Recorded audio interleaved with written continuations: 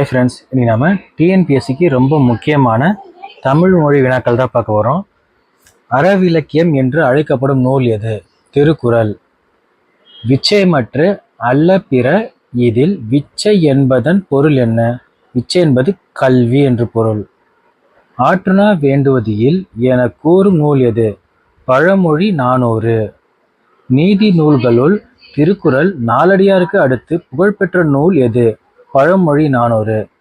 14 கீழ்கணக்கில் உள்ள ஒரே தொகை நூல் எது? நாலடியார். காரியாசான் எந்த சமயத்தை சார்ந்தவர்? சமணம். பழமொழியை முதுச்சொல் என்று குறிப்பிட்டவர் யார்? தொல்காப்பியர். எறும்புந்தன் கையால் என்சான் என்று கூறியவர் யார்? ஔவையார். நாலடியாரை தொகுத்து அதிகாரம் வகுத்தவர் யார்? பதுமனார். வாட்டான் என்பதன் இலக்கண குறிப்பு வினை யாழனையும் பெயர். இதே மாதிரி நம்ம அடுத்த வகுப்புல சந்திக்கலாம். இதுவரை நம்ம சேனலை சப்ஸ்கிரைப் பண்ணாங்க, லைக் பண்ணுங்க, ஷேர் பண்ணுங்க. தேங்க்யூ.